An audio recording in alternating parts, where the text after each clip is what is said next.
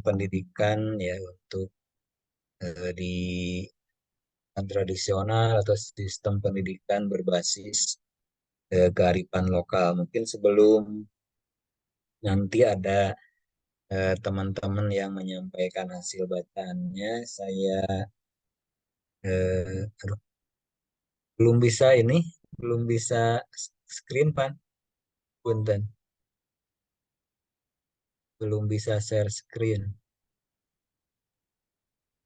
Baik, Prof. Udah, Sudah, Prof? ya, udah. Baik, terima kasih. Nah, ini eh, kita akan menjelaskan ya terlebih dahulu tentang nanti mungkin dilanjutkan oleh teman-teman ya. Nah, kita akan mencoba melihat kajian kearifan lokal pendidikan di Indonesia ya. Mungkin ini sebagai pembuka saja. Nanti teman-teman akan melanjutkan pembahasannya ya. Oke, nanti bahannya saya sampaikan ya. Nah, ada beberapa bagian ya yang akan saya sampaikan secara singkat. Nah, pertama, konsep kearifan lokal ya. Nah, kita kan sering mendengar gitu ya, apa istilah kearifan lokal ya atau lokal. Nah, ini kearifan lokal ini dipahami sebagai gagasan-gagasan lokal gitu ya, yang bersifat bijaksana katanya, penuh kearifan, bernilai. Nah, ini yang tertanam dan diikuti oleh warga masyarakat. Ini biasanya terkait dengan satu komunitas. Kalau di kita sekarang yang mungkin ada kelompok masyarakat, misalnya di apa Kampung Naga gitu ya, di Kampung. Nah itu mereka itu masing-masing memiliki lokalis, memiliki kearifan lokal tentu yang sangat umum nanti ya, kearifan lokal tentang gagasan-gagasan yang buat hari bijaksana ya. Mungkin nanti ada contoh-contoh tentang kearifan lokal secara umum dan mungkin khususnya nanti dalam pendidikan. Nah, kalau kita perhatikan di dalam konsep antropologi, gitu ya. Nah, ini kearifan lokal itu kadang-kadang kita kenal dengan pengetahuan setempat ya. Nah, ini indigenous atau local knowledge. Local knowledge itu kan sering di arsitektur itu nanti banyak sekali ya kajian-kajian tentang local knowledge atau kecerdasan setempat.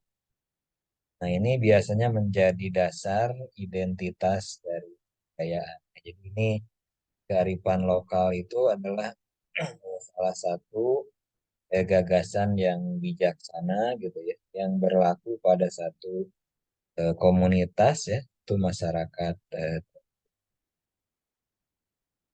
Nah, kalau kita identifikasi ya, mungkin bisa teman-teman temukan ciri-ciri lain ya. Ini ada ciri-ciri dari kearifan lokal ya. Pertama, katanya memiliki kemampuan bertahan dari pengaruh budaya luar dan mengendalikan ini. Yang sering kita lihat ya, katanya ada satu apa, kebiasaan gitu ya, satu norma. Nah, norma itu masih tetap dijunjung tinggi gitu ya, walaupun banyak gempuran dari budaya-budaya luar. Nah, ini cirinya ya. Nah, maka biasanya ada kegiatan-kegiatan tertentu gitu ya sebagai upaya untuk kemudian terdapat benteng pertahanan ya dari ancaman pengaruh budaya luar. Kita punya kegiatan, punya aktivitas gitu ya, punya ketentuan supaya budaya-budaya luar itu tidak masuk secara drastis. Kemudian dapat juga melakukan akulturasi gitu ya, mengintegrasikan, menggabungkan atau membaurkan unsur budaya luar ke dalam budaya asli. Sekarang kan tidak bisa lagi satu kawasan gitu dia mempertahankan diri gitu ya. Nah, maka dia akan berusaha untuk mengintegrasikan gitu ya, menggabungkan atau membaurkan unsur budaya luar gitu ya, dalam budaya asli di kawasan tersebut. Kemudian mereka memahami arah perkembangan budaya luar. Nah, di sini ada beberapa fungsi ya. Nah, ini ada beberapa fungsi dari kearifan lokal ya. Yang pertama, membantu konservasi dan pelestarian sumber daya alam serta pengembangan sumber daya manusia. Nah, ini yang paling banyak kita lihat ya. Yang paling banyak kita lihat bahwa fungsi dari kearifan lokal itu adalah biasanya membantu konservasi ya. Mungkin pada kawasan-kawasan kampung adat tertentu biasanya ada satu daerah gitu ya, satu wilayah yang wilayah itu merupakan wilayah konservasi. Ya, di situ nanti ada ketentuan gitu ya. Nah, ada ketentuannya tidak boleh masuk hutan larangan gitu ya. Itu dalam upaya sebetulnya membantu konservasi dan pelestarian sumber daya alam ya. Kemudian pengembangan ilmu pengetahuan dan kebudayaan ya. Ini misalnya pada upacara adat gitu ya, pada atau tradisi keagamaan di suatu daerah. Di situ terjadi pengembangan ilmu pengetahuan ya, dan kebudayaan. Kemudian berikutnya sebagai petuah ya, sebagai petuah, sebagai amanah kepercayaan ya. Kadang-kadang ada sapa, ada pantangan. Nah, itu merupakan fungsi dari kearifan. Kemudian bermakna sosial ya, misalnya ada upacara yang terintegrasi ya secara kultural atau kekerabatan. Misalnya ada upacara panen padi gitu ya, upacara hasil laut dan lain-lain. Jadi itu merupakan fungsi dari kearifan lokal, dia bermakna sosial. Kemudian dalam wujud etika dan moral ya. Nah, ini kan ada upacara ngaben misalnya di Bali ya, atau penyucian roh leluhur terkait dengan etika. Kemudian ada yang bermakna politik ya. Nah, ini ada yang bermakna politik, ini upacara nangkluk merana ya dan kekuasaan patron. Itu fungsi dari kearifan. Karena mungkin bagi teman-teman yang akan mendalami kearifan lokal itu bisa lakukan. Nah, kalau kita amati ada dua jenis ya. Ada dua jenis kearifan lokal ini.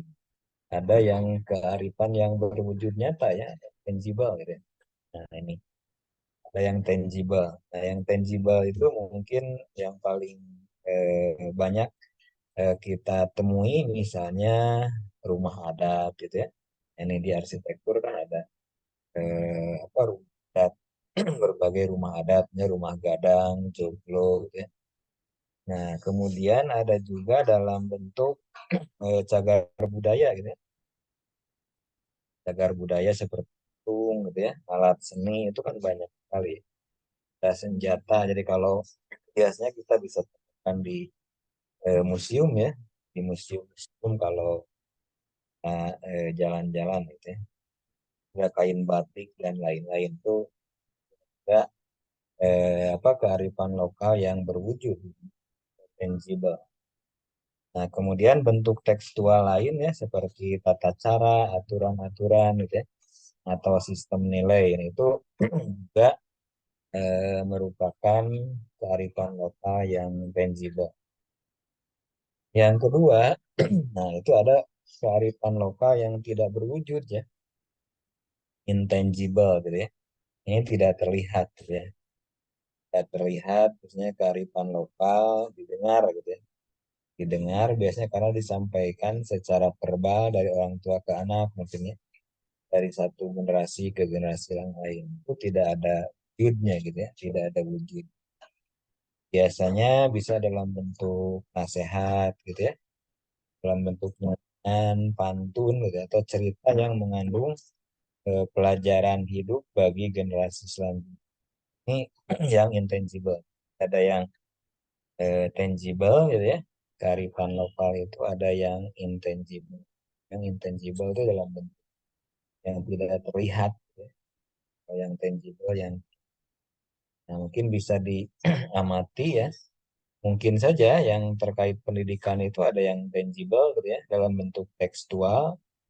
Nah, atau ada juga yang intangible gitu ya, dalam bentuk apa pewarisan ya, dan budaya melalui orang tua. Nah, itu kira-kira konsep gitu ya, dari konsep kearifan lokal gitu ya. Nah, bagian kedua itu kita lihat pendidikan berbasis kearifan lokal ya. Kalau kita lihat secara sederhana gitu ya, pendidikan berbasis kearifan lokal ini adalah pendidikan yang lebih didasarkan kepada pengayaan nilai-nilai kultural gitu ya. Nah, nilai-nilai budaya. Ini yang disebut dengan pendidikan berbasis kearifan lokal pada nilai-nilai budaya ya. Kalau kita lihat di struktur kurikulum itu diberikan ruang gitu ya, untuk menyajikan kearifan lokal ini ya. Nah, dalam bentuk muatan lokal gitu. Ada mulok gitu. Muatan lokal ini ada yang mengisi dengan bahasa dan budaya. Nah, pendidikan ini mengajarkan kita didik untuk dekat dengan situasi konkret yang mereka hadapi sehari. Ini kira-kira situasi yang terjadi ya. Nah, pada kehidupan mereka itu kira-kira pendidikan berbasis kearifan lokal. Nah, pendidikan ini juga mengajak ya untuk selalu dekat dan menjaga keadaan sekitar yang bersifat nilai yang berada di dalam lokal masyarakat. Bagaimana ajakan-ajakan itu disampaikan gitu ya. Nah, bagaimana supaya lebih dekat gitu ya. Nah, lebih dekat dan menjaga keadaan alam sekitar. Nah, kalau kita lihat landasannya ya, nah, landasan pendidikan berbasis kearifan lokal ini seperti biasa ada landasan historis, ada landasan psikologis gitu ya. Ini ada landasan yuridis. Nah, kalau kita lihat landasan historis gitu ya, bahwa ini kearifan lokal ini katanya dapat bersumber dari kebudayaan masyarakat. Nah, ini di dalam satu lokalitas. Dalam perspektif historis, kearifan lokal dapat membentuk suatu sejarah lokal. Ini landasan historis ya. Landasan psikologis, nah ini bahwa pembelajaran berbasis kearifan lokal ini memberikan sebuah pengalaman psikologis kepada siswa ya, selaku pengamat dalam pelaksanaan kegiatan di kawasan. Mungkin teman-teman yang arsitektur itu kan selalu misalnya berkunjung, kemudian kadang menginap gitu ya. Ya kalau di yang selalu menginap di Kampung Naga, misalnya. Nah dia merasakan apa pengalaman ya, pengalaman psikologis sebagai mahasiswa. Ini kira-kira apa landasan psikologis ya, pendidikan berbasis kearifan lokal. Nah, landasan politik dan ekonomi ini pembelajaran berbasis kearifan lokal ini memberi sumbangan ya. Nah, memberikan sumbangan terhadap kompetensi ya, untuk persaingan di dunia. Ini kira-kira salah satu contoh. Nah, landasan yuridis mengarahkan peserta didik untuk lebih menghargai warisan budaya. Ya. Apa kan Kemendikbudristek yang ada salah satu dirjen ya tentang kebudayaan sangat sangat erat gitu ya kaitannya antara apa pendidikan dan kebudayaan secara yuridis kan berbasis kearifan lokal ini akan mengarahkan peserta didik untuk menghargai warisan budaya. Ini kira-kira beberapa landasan gitu ya di pengembangan pendidikan berbasis kearifan lokal. Tujuannya apa ya? Tujuannya sama gitu ya. Tujuannya sama seperti yang tercantum dalam Sisnas ya, bahwa pendidikan nasional itu berfungsi salah satunya ya mengembangkan dan membentuk karakter serta peradaban bangsa yang bermartabat dalam rangka mencerdaskan eh, bangsa. Jadi tujuannya sama dari pendidikan berbasis kearifan lokal ini mengembangkan kemampuan dan karakter. Teman-teman bisa lihat banyak riset ya yang terkait dengan pembentukan karakter berbasis kearifan lokal gitu ya. Nah, manfaatnya apa? Tentu manfaat dari pendidikan berbasis kearifan lokal ini melahirkan generasi yang kompeten gitu ya. Nah, ini yang merefleksikan nilai-nilai budaya ya, ini salah satu hal yang sangat penting. Ya, siswa kita itu memahami budaya-budaya lokal ya. Kemudian berperan serta dalam membentuk karakter bangsa, ikut berkontribusi demi terciptanya identitas bangsa, ikut andil dalam melestarikan budaya bangsa. Jadi lebih lebih mengarah pendidikan berbasis kearifan lokal ini pada pembentukan karakter gitu ya, dan menciptakan identitas bangsa dan melestarikan budaya, melestarikan kebudayaan. Nah ini contohnya, mudah-mudahan teman-teman bisa mendapatkan nanti beberapa contoh gitu ya, pendidikan berbasis kearifan lokal ini ya. Ya, pendidikan satu nasional tertentu. Oke, itu sebagai pengantar nanti mungkin ada teman-teman yang menyampaikan gitu ya hasil bacaannya. Ya. Nah, sebelum ke sana, nah untuk pertemuan berikutnya kita akan mencoba ya melakukan kajian terhadap berbasis M ya. TPM itu Total Quality Management. Jadi ini terkait dengan manajemen pendidikan.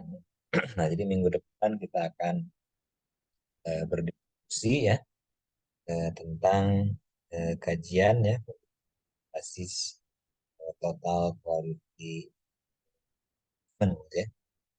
Nah, itu mungkin sebagai pengantar, silakan mungkin beberapa orang dari teman-teman ya, terutama mungkin yang belum ya, nah, yang belum pernah menyampaikan, nah untuk bisa bagi ya, berbagi hasil bacaan kasih. Itu, mangga kalau ada pertanyaan dulu mungkin sebelum ada yang menyajikan, silahkan. Oke, baik kalau tidak ada, silahkan dilanjutkan oleh teman-teman. Siapa yang mau menyampaikan bacaannya hari ini? Silahkan untuk berbagi mungkin dua tiga orang lah ya untuk menyajikan pada hari ini. Baik, rekan-rekan, bagi rekan-rekan yang kemarin sudah saya tunjuk untuk presentasi hari ini, dipersilahkan untuk mempresentasikan tugasnya untuk waktu dan tempatnya dipersilahkan. Ya, mangga siapa dulu?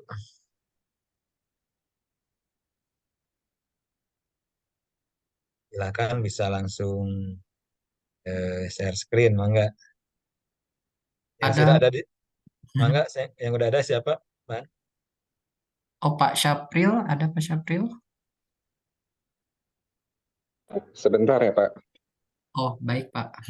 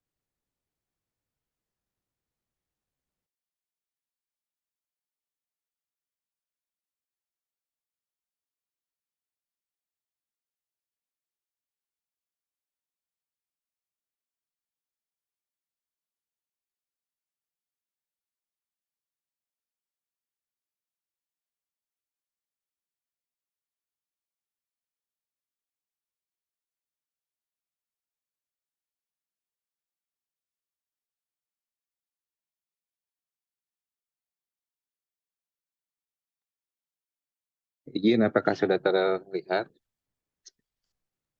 Mangga sudah, Pak. Ya, izin Prof. Jadi ini hasil kajian kami, saya bersama Budina atau Budina bersama saya tentang kajian empiris pendidikan pada masyarakat tradisional. Jadi yang seperti yang kita ketahui bahwa pendidikan menjadi kunci utama keberhasilan suatu bangsa untuk mengantarkan kesejahteraan kemakmuran masyarakatnya. Jadi pendidikan ada sangat penting. Masyarakat yang hidup di pedalaman tentunya berbeda kualitas pendidikannya jika dibandingkan dengan masyarakat yang hidup di perkotaan yang syarat sarana dan prasarana pendidikan yang memadai. Nah ini masuk kita itu ke masyarakat, jadi masyarakat kita itu udah masyarakat 5.0, jadi pendapat dari McCover yang mengatakan bahwa masyarakat adalah suatu sistem cara kerja dan prosedur dari otoritas saling membantu yang meliputi kelompok-kelompok pembagian sosial lainnya. Di sistem pengawasan tingkah laku manusia, kebebasan, sistem yang kompleks dan selalu berubah-ubah atau jejaring relasi sosial. Terus ini juga ada di beberapa tokoh. Yang pertama itu dari Karl Marx, itu masyarakat adalah suatu struktur yang mengalami ketegangan organisasi ataupun perkembangan karena adanya pertentangan antara kelompok-kelompok yang terpecah-pecah secara ekonomis.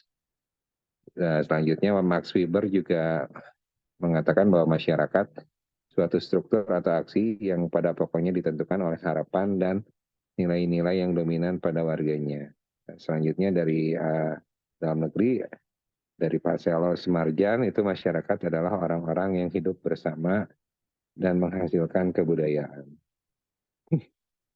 Jadi lapisan-lapisan dari masyarakat itu ada 3, jadi ada perbedaan dalam kemampuan atau kesanggupan, perbedaan dalam gaya hidup, dan juga perbedaan dalam hak akses dalam pemanfaatan sumber daya.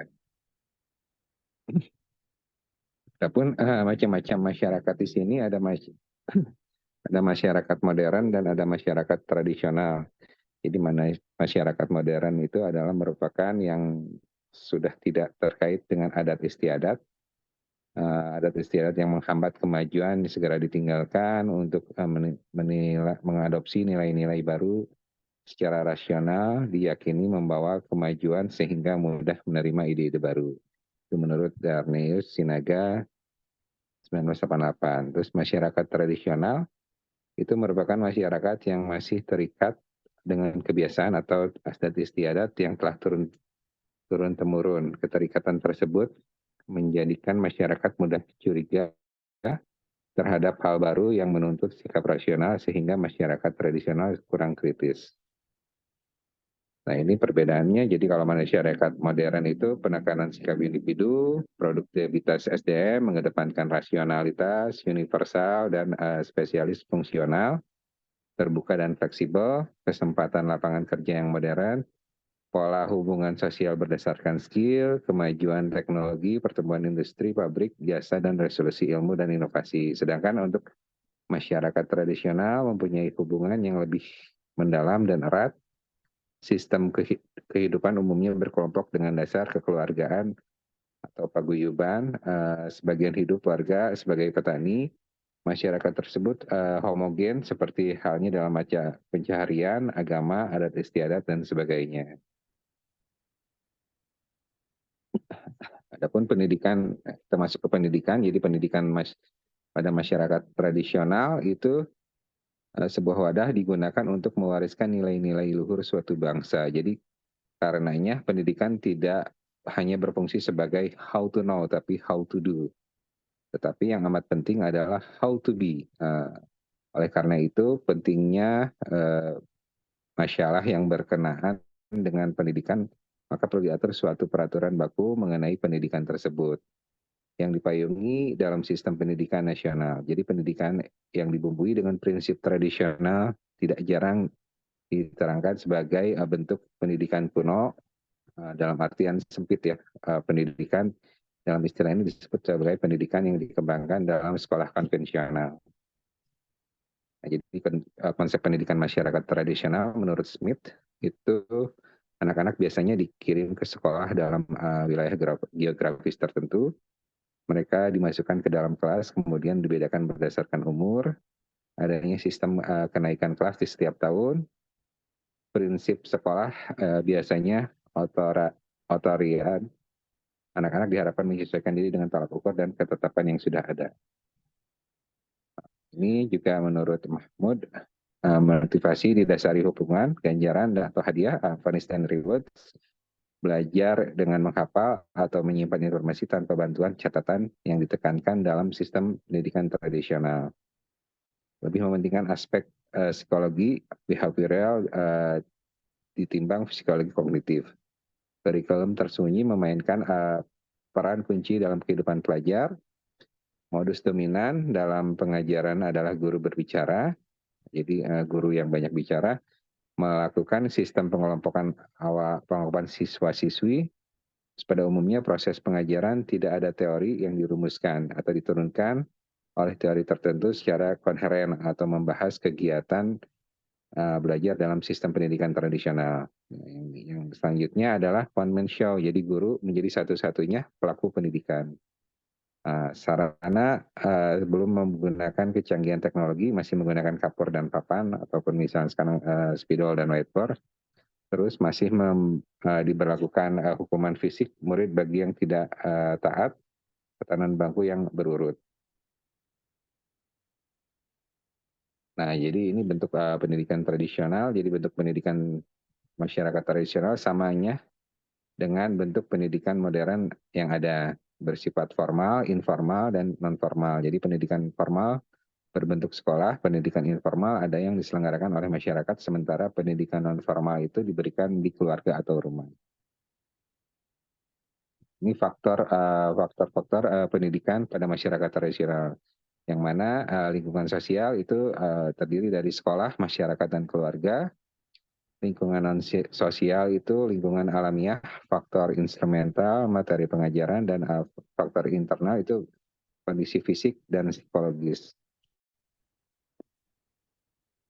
Adapun sejarah pendidikan masyarakat tradisional di Indonesia itu dibagi jadi 4. Jadi ada zaman Hindu, ada zaman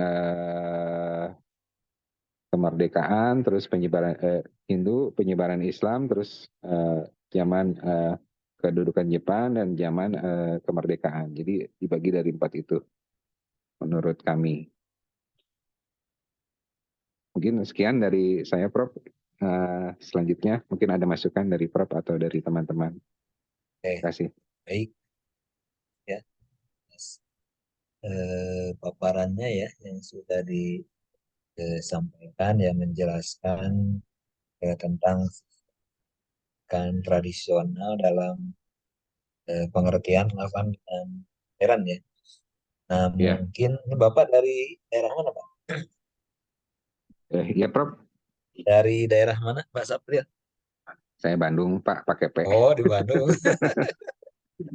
Nah, nah, kalau Bandung. dari Bandung mungkin bisa memasukkan nanti menambahkan lah gitu ya.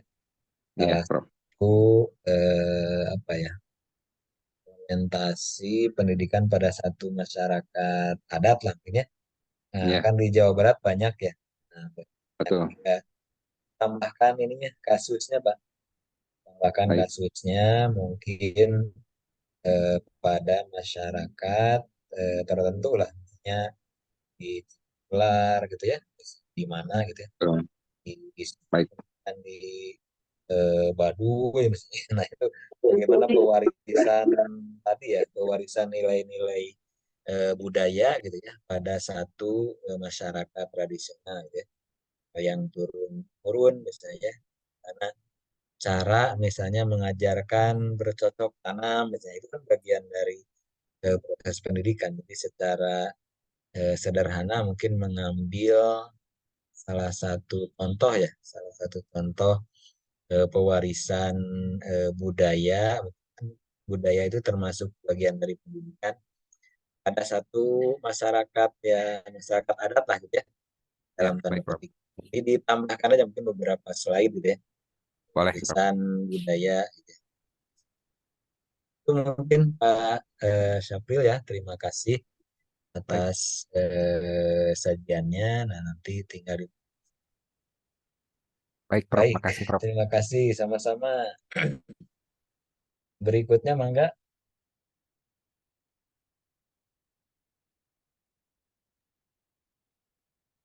Mangga siapa yang udah hadap? Nah, gitu kan.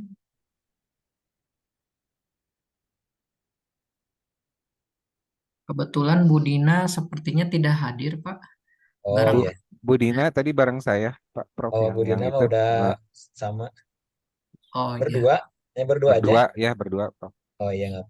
Nah, kebetulan lagi keluar kota, jadi Oh makanya iya nggak apa-apa. kemarin kan yang pertama Bu Dina, saya Ya, enggak, saya ngikutin sekarang saya Bu Dina ya, yang ya, ngikutin mangga, mangga nggak apa-apa. gitu, si Ya, Prof. ya. Nah, mungkin ada yang lain ya, nggak apa-apa yang sudah pernah. Ini yang mau berbagi, silakan. Ini Pak Takdir ini mungkin menemukan di daerahnya kira-kira seperti apa?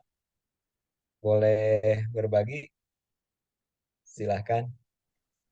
Nah, ini dari masing-masing daerah mungkin ya, bisa berbagi. Boleh Pak Takdir dulu mungkin ya, kalau sudah dapat bisa menceritakan ya, walaupun nanti belum ada di PPT-nya, misalnya nggak apa-apa. Diceritakan dulu, nanti baru ditambah. Enggak, Pak Takdir, silakan. Boleh share screen tugasnya. Maaf, Prof. Lagi di luar? Presentasinya belum Oh, lagi di luar. Oke, ya oke, nggak apa-apa. lagi ya kasih. Ya, atau ada yang dipahami Pak Takdir nggak? Tanpa ini menceritakan di daerah Bapak, misalnya satu masyarakat tradisional lah dalam tanda petik ya. Kalau Ada, misalnya ya, berkaitan nggak, Prof? Mungkin kalau zaman dulu kan kalau biasanya kalau zaman kemerdekaan ya, kemerdekaan ya. atau sebelum kemerdekaan tuh biasanya kan orang-orang yang berpendidikan tuh banyaknya di daerah Sumatera Barat ya, Prof ya. Jadi di situ Iya, iya, banyak iya. banyak banyak pesantren. Mungkin itu Nah, lebih itu ke tradisional kali ya. betul ya, ya gitu. Boleh. Boleh mau Oke. menambahkan ke sana juga Pak Sapir nggak apa-apa. Mm-mm. Silakan. Boleh Ya, betul. ditambahkan. Oke, kasih, Prof. Ya, enggak. Siapa yang mau berbagi hasil bacaan? Enggak, siapa? Mewakili masing-masing daerah lah ya. Pak Takdir di daerah Bapak ada ini enggak masalah satu Hmm, eh, kalau di daerah saya, Prof, untuk apa ya, untuk masyarakatnya sendiri, kayak contohnya kalau dalam bidang pembangunan sendiri itu, contohnya membangun untuk rumah sendiri itu pertama-tama biasanya mereka kalau untuk pemasangan atap ada semacam adat tradisional yang dia lakukan, yaitu menggantung sebuah buah hmm, dia kalau ikan kelapa dia buanang. Ya. Jadi pas di tengah itu eh, atap Pintu rumahnya, ya. Prof. Itu juga berlaku pada saat untuk memasuki rumahnya. Nah, Ya. di situ 2 kali penggantungan itu yang mereka yang masih dia yakini rasionalnya, eh, dia yakini itu semoga katanya rezeki bertambah dengan adanya buah yang digantung tersebut. Terus kalau dalam adat yang lain biasanya ada pelemparan beras pada saat orang yang mau memasuki rumah bagi si pemilik rumah tersebut. Eh, Kalau itu untuk katanya sih ya untuk apa artinya untuk kemakmuran si pemilik rumah dalam untuk kehidupan sehari-harinya. Seperti itu, Prof. Tapi untuk Ya. masalah materinya belum saya Ya. Nah, yang itu rangkum, gitu Prof, kan. untuk di Ya, itu kan termasuk pewarisan budaya ya. Nah, itu tinggal ya, ditambahkan aja, ya, dimasuk-masukkan, ya, mungkin ada bukti-buktinya nanti disajikan di PPT ya. Nah, itu saya ya, kira ya. itu kan salah satu bentuk pendidikan itu pewarisan budaya ya. Tadi ada baru 2 yang diungkapkan, mungkin ada hal-hal lain ya, hal-hal lain yang terjadi pada masyarakat yang itu sebetulnya syarat dengan makna ya. Nah, syarat dengan makna. Jadi punya banyak makna. Nah, jadi pendidikan dalam pengertian umum, nah itu bisa masuk ke pewarisan budaya. Karena itu diakomodir di dalam kurikulum gitu ya. Nah, jadi tidak hanya bahasa gitu ya.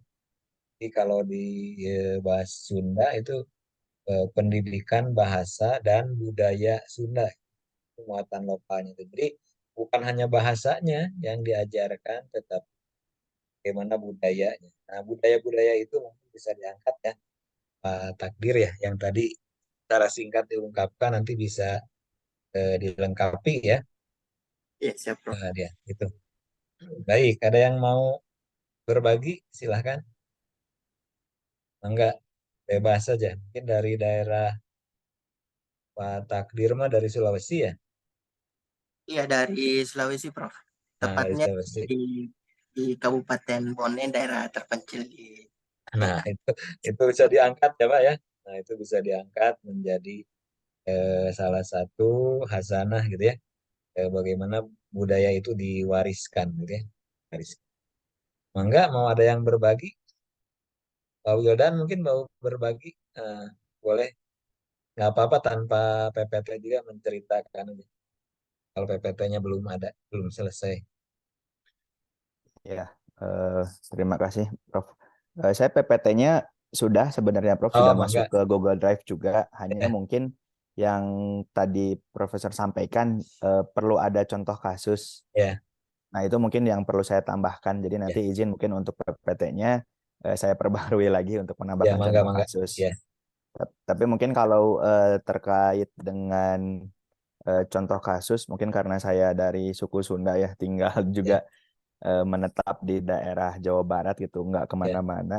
Jadi mungkin sekedar menceritakan saja ya. Jadi kalau dari bacaan yang saya dapatkan gitu, bahwa kan bentuk pendidikan tradisional itu eh, ada 3 ya. ya, Eh, Kalau misalnya formal mungkin kita sama ya seperti di bangku sekolah dan sebagainya gitu. Tapi mungkin kalau untuk yang non formalnya biasanya kalau untuk yang masyarakat tradisional ini kan ini terkait dengan apa ya, budaya atau kearifan lokal. Misalnya kalau di daerahnya memang kuat dengan kerajinan bambu, tenun ataupun batik gitu. Tentu itu hal yang diajarkan biasanya sih turun temurun gitu kan di keluarga gitu. Kalau kita ambil contoh biasanya ya yang cukup kuat sebenarnya dari segi budaya itu di Bali ya. Kalau misalnya saya bicara gitu, diskusi dengan kawan-kawan dari Bali itu, rata-rata di keluarga mereka itu pasti anaknya itu punya keahlian satu gitu. Apakah itu seni tari, apakah itu seni lukis, pahat dan sebagainya. Itu mereka memang cukup ini ya, cukup kental gitu ya dalam menurunkan budayanya. Nah, kembali lagi mungkin kalau ke suku Sunda sendiri, sebenarnya mungkin untuk yang terkait dengan kerajinan seperti itu terbatas ya di beberapa daerah yang memang kuat secara kebudayaan. Eh, Kemudian mungkin kalau di masyarakat tradisional, terutama mungkin di masyarakat Sunda itu, biasanya memang kalau yang terkait dengan pengetahuan atau keterampilan untuk menjadi mandiri itu biasanya dibebankan dalam tanda kutip gitu ke lingkungan keluarga gitu. Jadi itu tanggung jawab di keluarga, dan biasanya kalau di masyarakat Sunda karena budaya lisannya ya lebih kuat gitu daripada tulisnya. Jadi biasanya hal-hal yang sifatnya pendidikan itu disampaikan dengan lisan. Mungkin eh, kalau eh, lebih jauh lagi misalnya ada hal-hal yang diturunkan misalnya terkait dengan perilaku itu lewat wayang gitu kan, bahwa kan wayang sendiri kalau yang beredar di Jawa Barat gitu, wayang golek itu kan tidak 100% ya mengikuti cerita dari Ramayana atau Mahabharata gitu kan. Ada beberapa yang ditambahkan seperti punakawan seperti Semar, Cepot dan sebagainya gitu, yang kadang perilaku mereka itu lebih relevan gitu dengan masyarakat kita, karena ya itulah gitu pola pola pengajaran yang disisipkan gitu dari sesuatu cerita yang resmi dalam tanda kutip gitu, disisipkan dengan perilaku-perilaku yang kalau kita perhatikan gitu kan, Semar ini kan eh, patuh gitu kan, kemudian ngomong gitu, kemudian anak-anaknya sendiri kan ada yang keras kepala, ada yang penurut, ada yang memang bisa memimpin dan sebagainya. Nah, itu mungkin yang dulu salah satu cara untuk diajarkan gitu ke anak-anak lewat wayang golek. Mungkin kalau anak sekarang sudah jarang ya gitu yang pola pengajarannya lewat yang seperti itu. Mungkin hal lainnya juga kan bisa dari pupuh gitu kan, kemudian dari cerita-cerita rakyat. Misalnya bagaimana eh, kita harus apa ya? eh, Kalau dari cerita Tangkuban Perahu gitu kan, Tangkuban Perahu itu eh, harus berbakti pada orang tua lah gitu kan, bagaimana ini si maling kundang ya si Sangkuriang ini eh, apa ya, dia kasarnya melawan kodrat lah gitu kan dengan berbuat hal yang melanggar agama gitu, hal-hal yang seperti itu sebenarnya. Jadi kalau yang saya tangkap memang di masyarakat tradisional termasuk masyarakat Sunda tradisional itu eh, yang budaya lisannya kuat itu memang sistem pendidikan gitu, hal-hal yang diajarkan itu bisa berupa nasihat langsung atau bisa melalui hal-hal yang tidak langsung ya, seperti misalnya kiasan-kiasan dalam pupuh atau cerita rakyat tadi. Itu mungkin Prof nanti saya coba tambahkan juga di PowerPoint-nya. Ya, betul. Terima Nah, kasih. yang itu yang bisa ditambahkan ya, bisa memilih satu dua, bisa dari cerita, dari buku atau dari apa ya. Boleh nanti diberikan pemanaan dan mungkin juga ada usulan. Usulan kan sekarang sudah memudar, Pak ya. Nah, ini pada sistem persekolahan kita sepertinya, nggak tahu apakah ada nggak ya anak kita yang hafal pupuh gitu ya. Nah, ini kalau kita kita amati ya, ini nah ini mungkin bukan hanya di Sunda ya, di daerah-daerah lain juga mungkin ya itu sudah tidak disampaikan lagi, mungkin juga karena gurunya nggak paham Pak ya.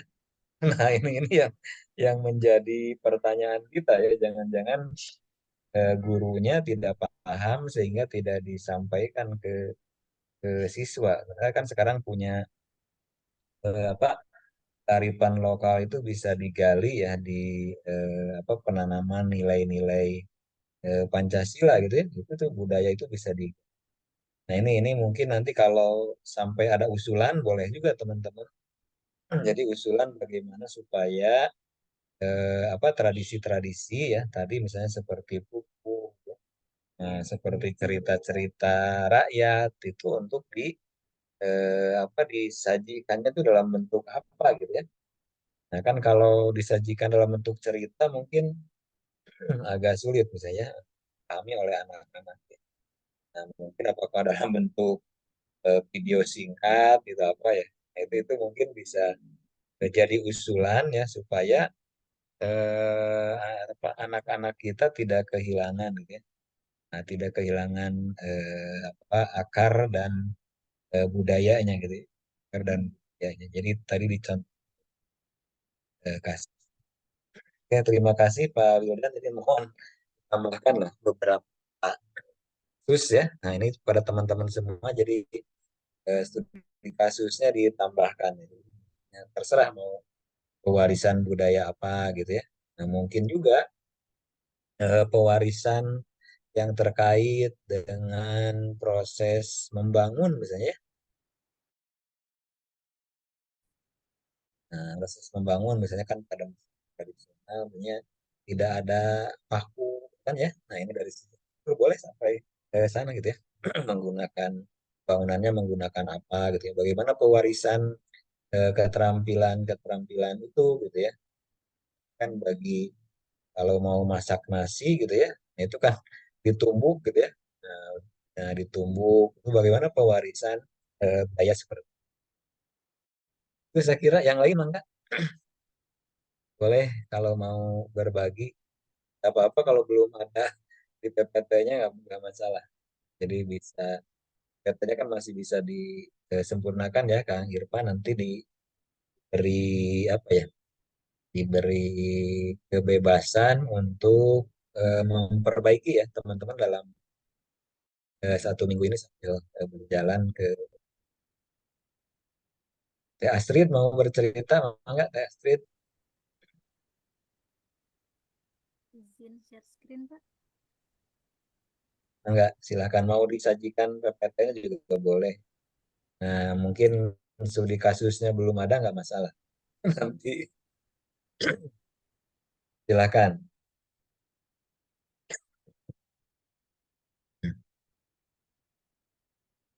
Ya, boleh di info.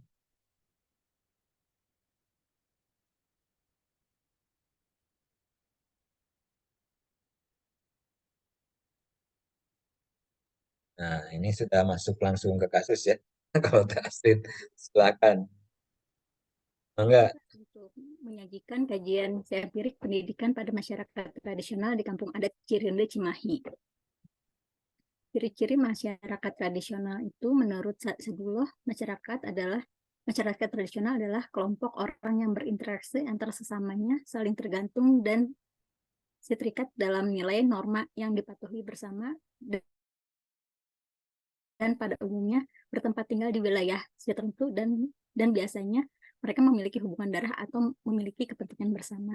Berbeda dengan karakteristik yang diucapkan, menurut Sumarjan, mencirikan masyarakat tradisional berdasarkan pandangan sosiologis berikut karakteristiknya. Masyarakat yang cenderung homogen, adanya rasa kekeluargaan, kesetiakawanan, dan rasa percaya yang kuat antar para warga. Ketiga, sistem sosial yang masih diwarnai dengan kesadaran kepentingan kolektif. 4, peranata adat yang efektif untuk menghidupkan si disiplin sosial. Kelimanya, shame culture atau budaya malu sebagai pengawasan sosial langsung dari lingkungan sosial manusia. Rasa malu mengganggu jiwa jika ada orang lain yang mengetahui penyimpangan dari sistem norma adat istiadat. Konsep pendidikan pada masyarakat tradisional itu ada 10. 1, anak-anak biasanya dikirim ke sekolah dalam wilayah geografis tertentu. Mereka dimasukkan ke dalam kelas yang kemudian dibedakan menjadikan umur. 3, adanya sistem kenaikan kelas di setiap tahun. 4, prinsip sekolah biasanya otorian. 5, guru sebagai penentu kebijakan atau guru memikul tanggung jawab pengajaran berpegang pada kurikulum yang sudah ditetapkan. 6, kurikulum berpusat pada subjek-subjek akademik.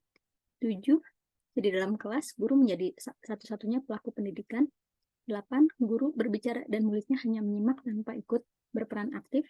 9, promosi tergantung pada penilaian guru. 10, bahan ajar yang paling umum tertera dalam kurikulum adalah buku-buku teks. Bentuk pendidikan masyarakat pada masyarakat tradisional adalah bentuk pendidikannya adalah biasanya bersifat formal, informal, dan non-formal. Pendidikan formal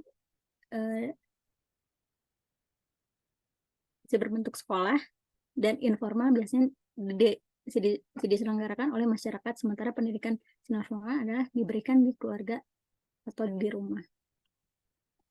Faktor-faktor pada masyarakat tradisional ada 3, yaitu ada di lingkungan sosial, lingkungan sosial, dan faktor internal individu. Saya mengambil contoh di kampung adat Cirende. Kampung ini diberi nama Kampung Cirende. Arti dari Cirende adalah nama pohon herbal yang banyak tumbuh di sekitar kampung di RW 10 Kelurahan Lewi Gajah, Kecamatan Cimahi Selatan, Kota Cimahi, di Provinsi Jawa Barat. Kampung adat Cirende memiliki luas 64 hektar yang terdiri dari 60 hektar untuk pertanian dan 4 hektar untuk pemukiman. Ada di lembah Gunung Kunci, Gunung Cementeng, dan Gunung Gajah Langu. Masyarakat adat Cirende mayoritas bermata pencarian sebagai petani ketela. Selain sebagai petani ketela, masyarakat Kampung Cirende ada juga yang bekerja sebagai peternak, pedagang, dan wirausahawan. Masyarakat adat Cirende melakukan aktivitas pertanian. Mayoritasnya memeluk kepercayaan Sunda Wiwitan. Mereka secara konsisten menjalankan kepercayaan dan adat istiadat secara turun-temurun dari generasi ke generasi. Kepercayaan dan adat istiadat ini sangat bisa dijaga adalah berupa filsafat hidup sehari-hari. Pendidikan kebudayaannya itu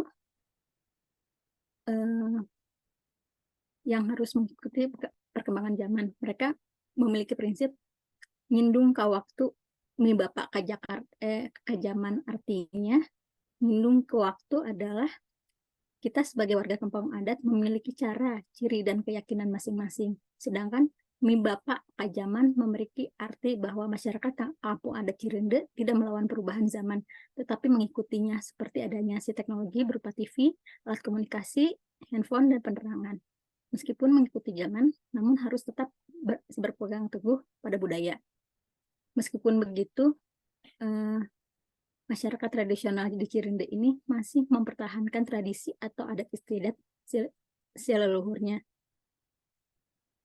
Mereka menyekolahkan anak-anak mereka hingga perguruan tinggi, dan beberapa anak kampung Cirende ini menempuh pendidikan tinggi seperti di Universitas Pajajaran, ISI, dan sekolah pariwisata. Tujuannya untuk menyekolahkan mereka adalah agar dapat melestarikan adat istiadat budaya di kampung adat Cirende ini. Pendidikan di kampung adat Cirende untuk di bidang pendidikan,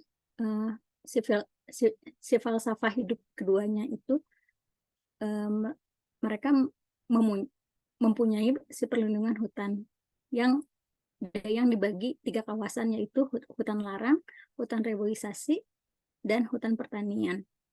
Mereka memiliki prinsip Tri Tangtu yang isinya Gusti Nu Asih, alam nu ngasah, urang nu ngasuh.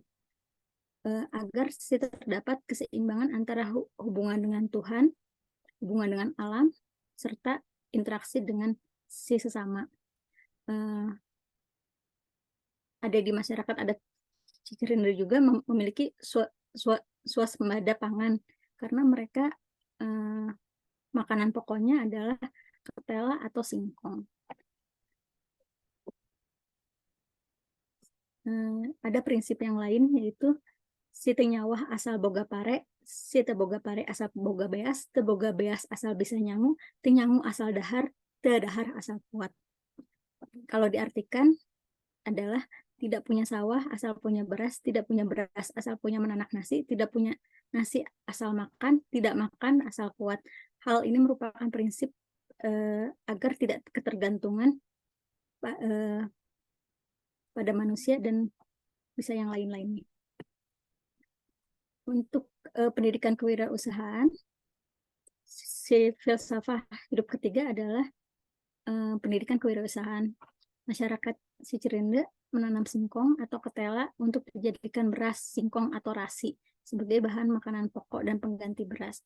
Selain digunakan sebagai pengganti beras, singkong juga diolah menjadi berbagai makanan yang bernilai ekonomis. Makanan itu misalnya seperti egg roll, cheese stick, serojak, cimpring, dan lain-lainnya. Semua makanan itu berbahan dasar singkong. Dan tujuannya itu agar setiap tempat wisata budaya itu dapat dikunjungi untuk menjadikannya oleh-oleh buat di rumah. Ini kurang lebih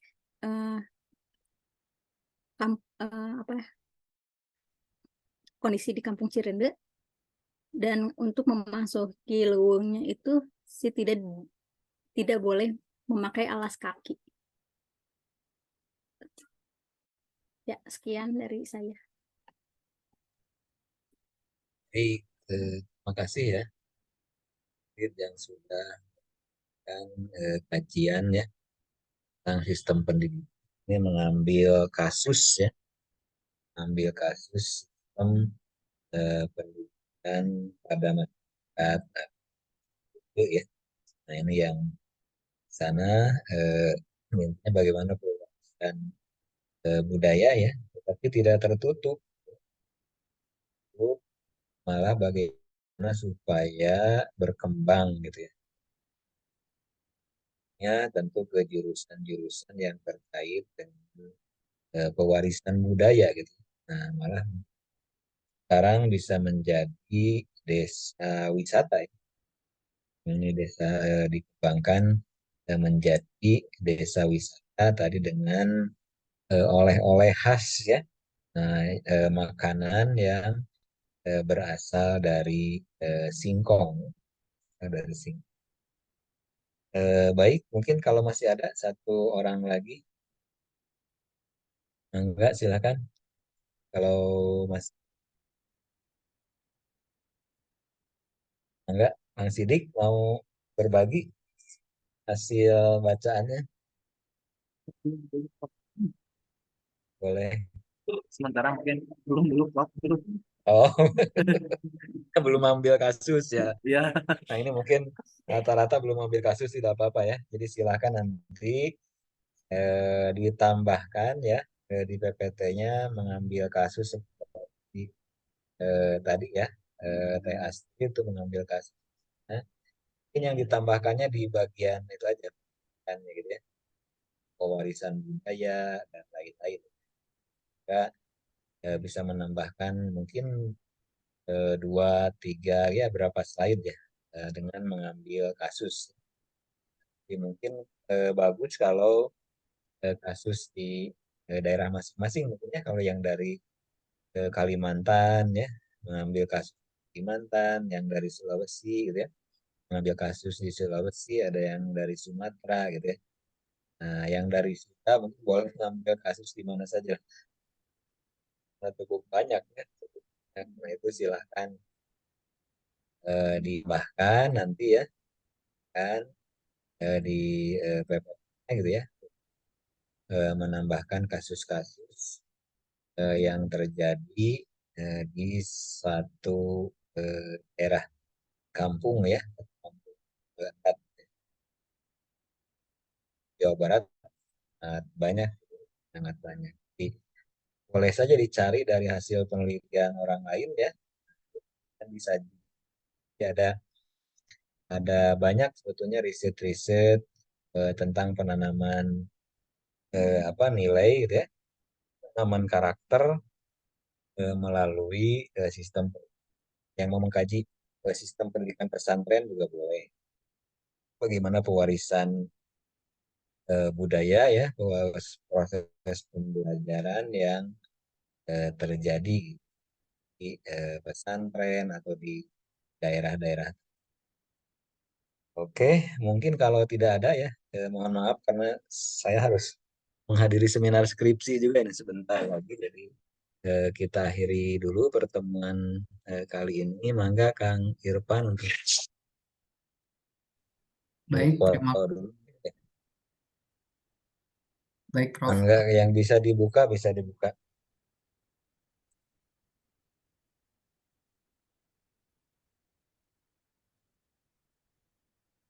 Baik rekan-rekan, bagi yang bisa on cam dipersilahkan untuk membuka kameranya untuk saya ambil absensi screenshot seperti biasa.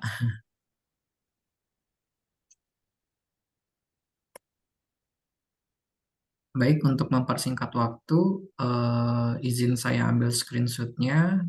1, 2, 3. Baik, sudah Prof. Terima Ya, kasih baik.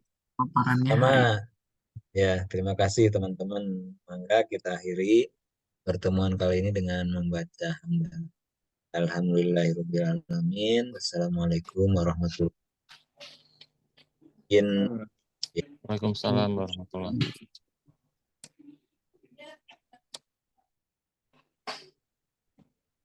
Tumben Pak Bayu belum ngumpulin